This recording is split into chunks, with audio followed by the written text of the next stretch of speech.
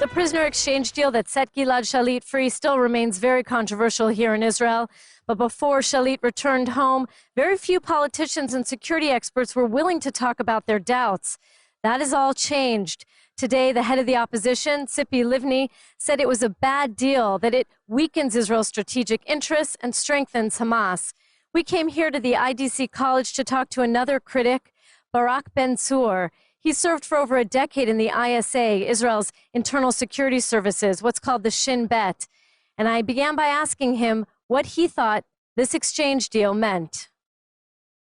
It's not a new issue in the Israeli political and national arena.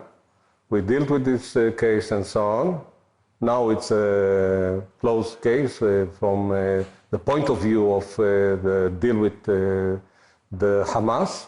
And now we should look at the implications, the outcome of this deal, and how it is related to the future of the State of Israel.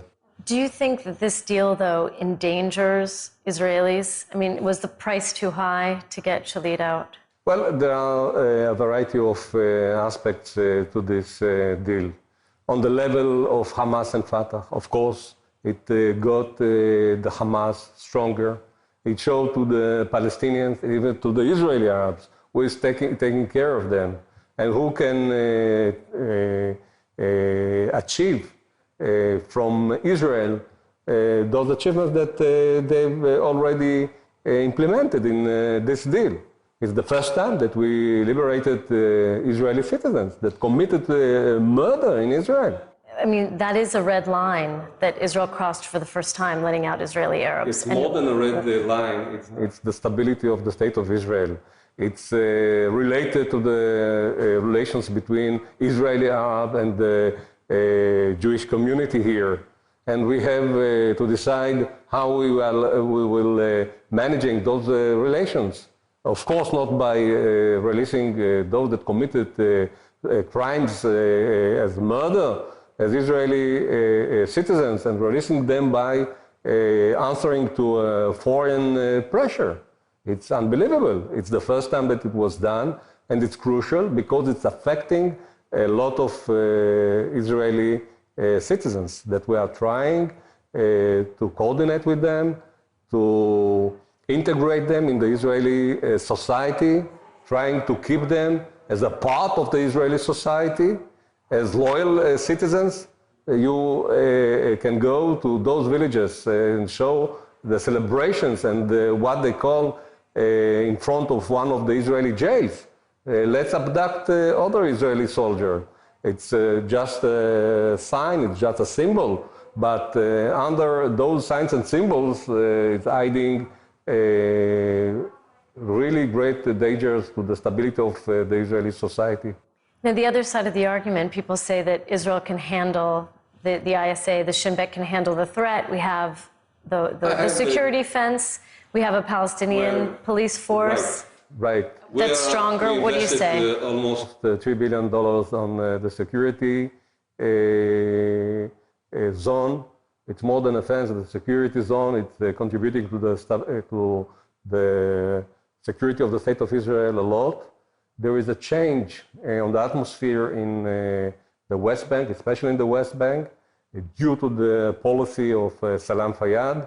If you are comparing the late 90s to nowadays, there is really a change in the atmosphere, and they are speaking about economics, they are speaking about quality of life, they are speaking about statehood. Is really a significant change, of course. But what we have done, we gave more power to the Hamas, that is speaking vice versa, is speaking to the opposite. And we have done nothing with the Palestinians in the West Bank, with Salam Fayyad and Abu Mazen, in order to empower them and give them the opportunity to conduct negotiations with the State of Israel. And we have done, I don't think that it's the end of the game. Of course, this is an ongoing process, but I hope that the State of Israel will not forget this part of the deal. Yeah, in the triumph of bringing an Israeli soldier home, the country was very euphoric, but people forget that on some level, this really empowered the enemies of Israel, and the people that we're trying to make peace with are actually been weakened. Releasing those experts of terror, those leaders from the jail that are not just with the know-how and the ability to conduct terror activities, but they are really the level of guidance and leadership that will contribute to the revival of terrorism from the West Bank. No doubt about it. They didn't forget anything and they didn't learn anything. And I think as it was in the previous deals with terror groups, that almost 30% and even more than that returned to terrorism. There's no doubt about it. I was going to ask you about the statistics, because it seems that many people, I've read a statistic as high as 60% return to violence. We almost had a suicide terror attack in the heart of Jerusalem, and we captured almost 24 to 26 Hamas activists from Hebron and East Jerusalem, that some of them were in squads of abducting and attacking Israeli citizens and soldiers in the West Bank in order to bring them to Sinai through the Negev and then to the Gaza Strip. It was derailed moments before it was implemented. And giving them this assistance and help through those that came from the jail, well, I don't see that will stop there, and we will not realize and experience more terror attacks against Israel.